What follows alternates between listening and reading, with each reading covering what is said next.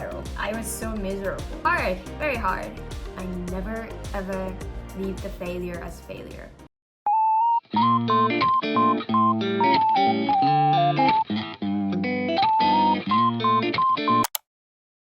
Hello my friends, welcome back to my channel. Alright, so today's video is gonna be my very last video that I'm going to post within this year, 2024. This year, so many have happened, and I just want to take a moment to look back my 2024 with you guys and share my insight, thoughts, feedbacks and everything, and get ready for 2025 next year. I think most of you guys already know that I was doing working holiday in Sydney, Australia last year.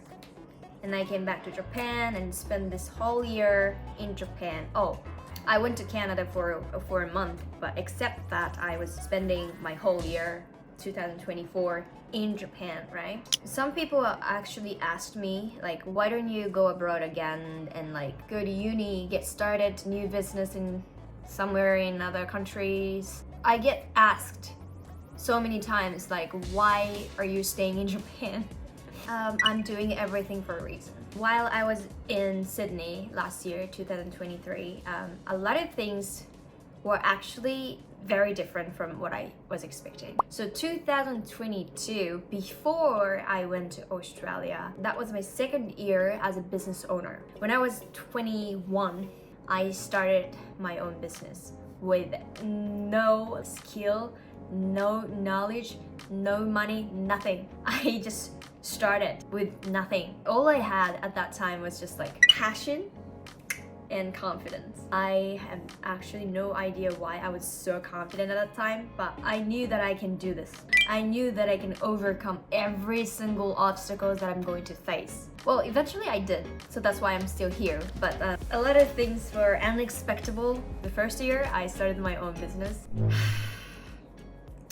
I think I was so miserable. I didn't have much money. I had no choice but to do the things that I didn't want to do. I literally had no choice, but I had to do it. When I started my business, I was actually dreaming to become one of the greatest people that I admire. At that time, I had already met so many CEOs and like managers and like people who are initiating their employees, their team members, and I got really inspired by those people. They're not working for anyone else. They're creating their work and they're distributing the task to the workers around them, and then they have a full control of decision making, and they have a great responsibility in every single action they take.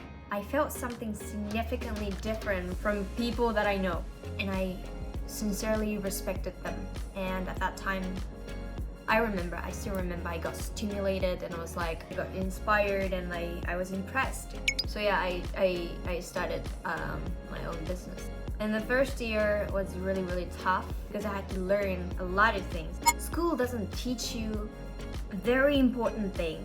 I had to learn about money. I had to learn about society. I had to learn about what people think, like psychologies and stuff. I had to learn about how this world will change in the future. Kind of like I had to predict what's going to happen in the future. Otherwise, we cannot just follow what's going on right now. By the time I catch up with that idea or whatever like I'm chasing, it's already too late. In order to run a business, we have to be able to guess. We have to have a good guess always. Guessing the future, starting early, believing in ourselves, our team, our company, and realizing dreams. So yeah, basically I needed a lot of time to study, to experiment, to fail, but at the same time, the first year, I didn't have enough money. I had some money because I've been saving money for future abroad experience. I didn't want to give up because of the COVID. When the COVID hit, everyone else took a different path. In my university, my department was something related to English learning. So there are so many people who wanted to study abroad. We're all studying English together.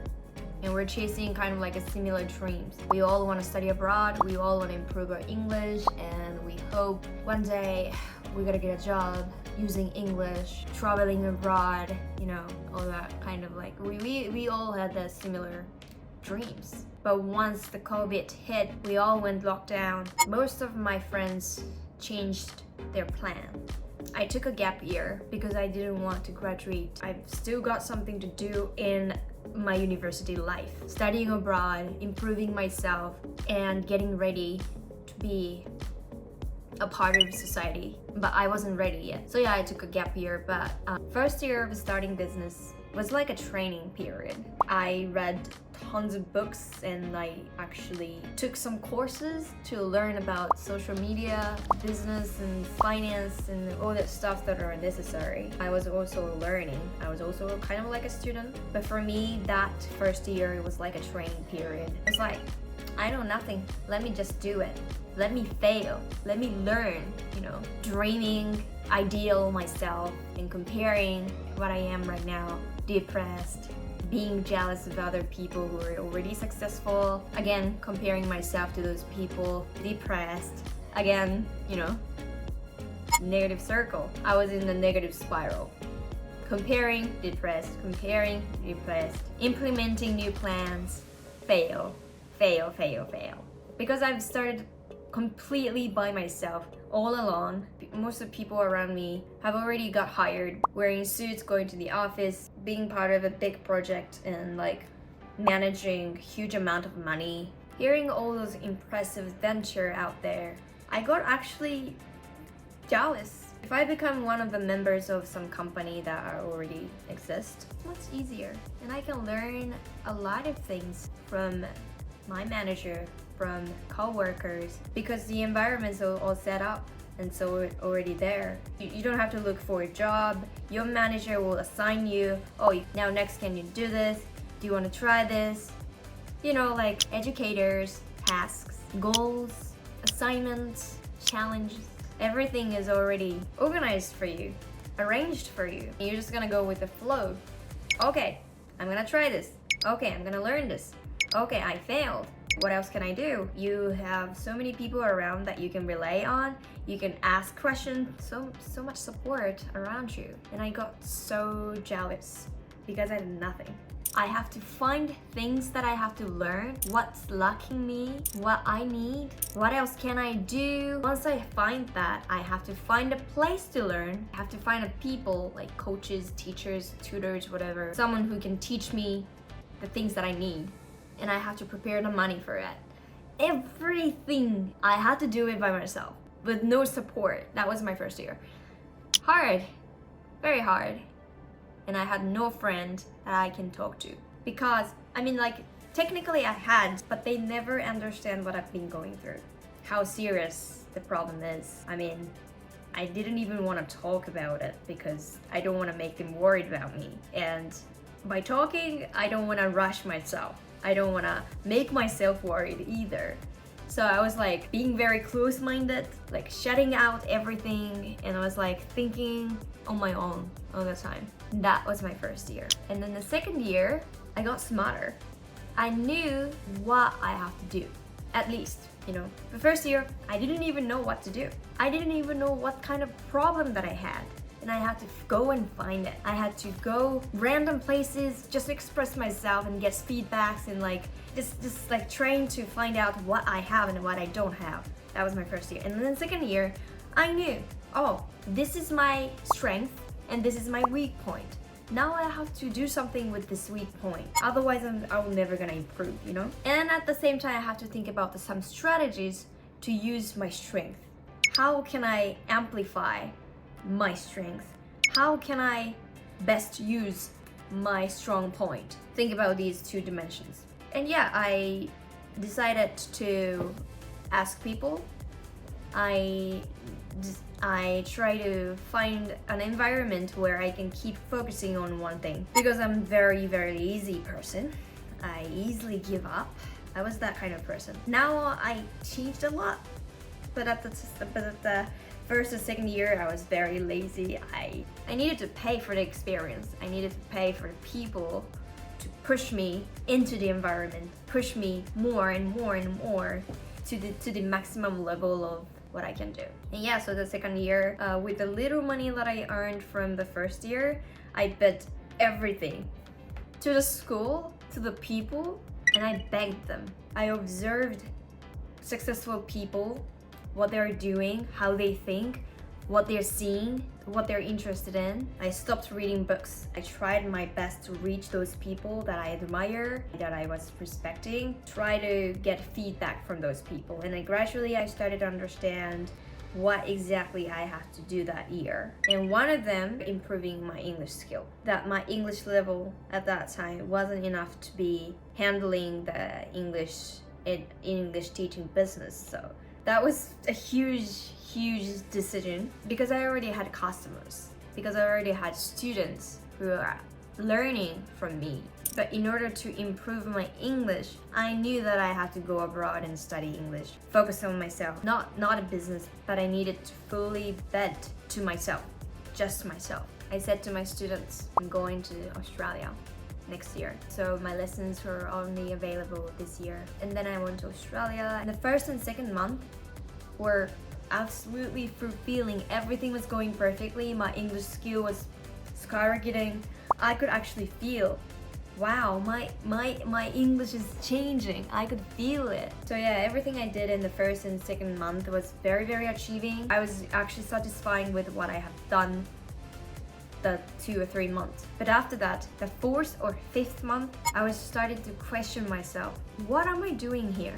The abroad experience already becoming a bit rusty. I mean, in the first months, everything was new and fresh, and like I was so excited and I was very energetic. But the 4th or 5th month, I was getting used to it. I was getting used to the environment. I was getting used to using English, and I hadn't really seen any progress in everything, in my English, in my life, and in my learning in general.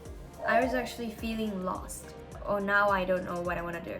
Everything was expensive in Sydney, and so many Japanese people were around. Once I graduated the language school, I had to work, but I didn't want to work because my time is very precious. I just wanted to make the most of it. Working somewhere and earning money is something that I can do in Japan. Even though I can use English all the time if I work in Sydney, is that the only difference? No, I can do more. That's what I thought. No, I can do more. Being able to speak English is just like a normal thing in Australia. For us, as a Japanese people, it's a big difference. It's such a blessing environment. It's exactly what we need. I know, but I wanted more. Being able to speak English all the time, plus being able to do something else. I needed plus. I would say I'm so arrogant, but I needed more. Honestly, I couldn't be satisfied with the environment. For me, being able to speak English all the time wasn't enough. That's like a standard. That's why not? Of course, no? Plus, being able to learn something new, something that I need when I'm back in Japan, or being able to experience something that I can never do in Japan, or like I just wanted to have 1 plus more, and I needed to feel I am making the most of this time. So I wasn't even looking for a job. I was learning how to edit a video, how to film a video for this YouTube channel. Yes, that's what I've been working on while I was in Australia. The basic skill of editing and filming and like whole process of making a video and posting onto YouTube channel.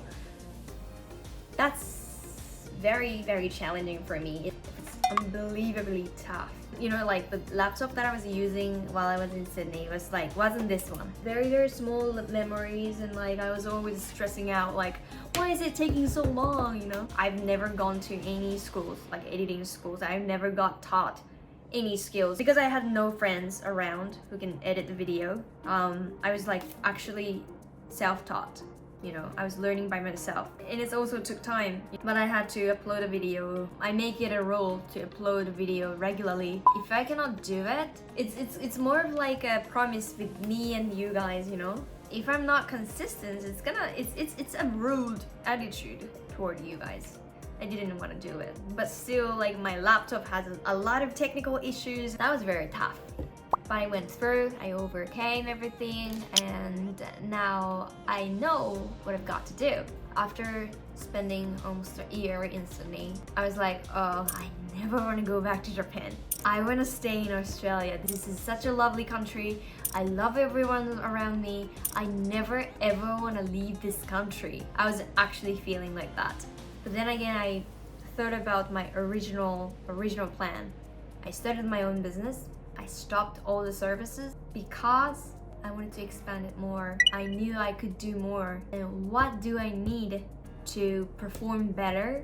And my answer was like being more confident in myself. And that is the reason why I came to Australia studying English for this year. So yeah, what's next? Going back to Japan, starting my business again with a better understanding of English learners, English studies, abroad experiences, marketing, business, social media, everything. Utilizing all the progress that I have gained, I had to start it again. I knew it. So yeah, I left everything behind. Say goodbye to all my friends, and I was actually dating with a guy in Australia, so I said goodbye to him as well, and then I came back to Japan for my business career.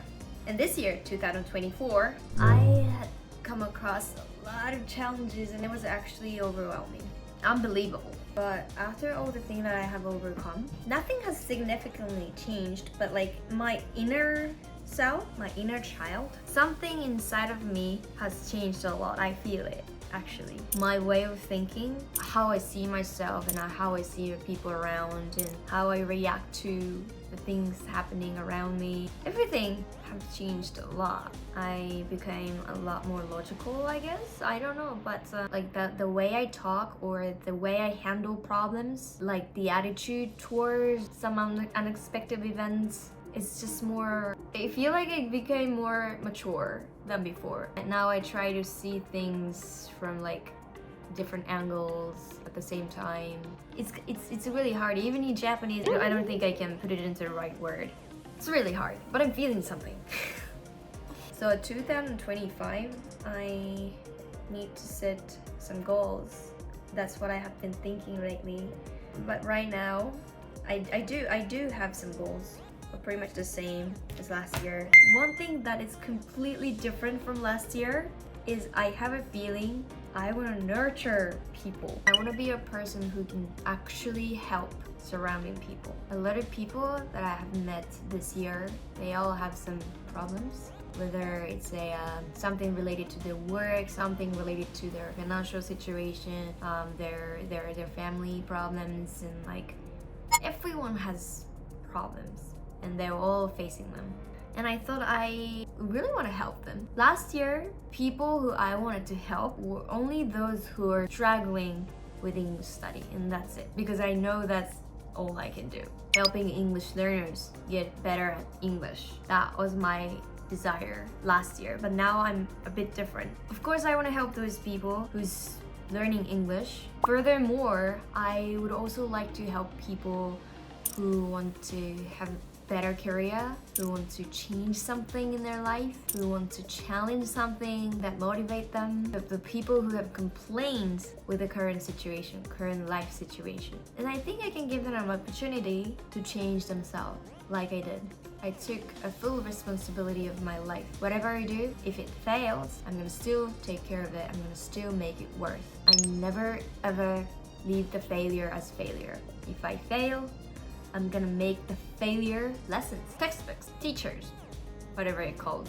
So this kind of mindset helped me a lot. Whenever I have a trouble, feel depressed, stressed out, I feel, oh, I cannot do more, I just want to give up. I do have that feeling, but at the same time, I know how to get myself back into the right track. So through these social media, what I can do is not only teaching English or giving you English learning tips, but at the same time, I think I can give you a little hint to get through any hardships, any troubles, issues, challenges that you might going to go through. Because I myself had so many troubles so far through these past 2 or 3 years. But with this mindset, with this way of thinking, here I am. I'm still here, you know? And this year, I gave myself a Christmas present. I'm gonna show you actually. I'm gonna show you. It's a car. It's a car. I bought myself a car as a Christmas gift. This is very special for me. When I was in Canada, one of my friends took me to one of the Porsche events, the special car revealing event. I saw the expensive car in front of me. That was from Porsche, and I was speechless.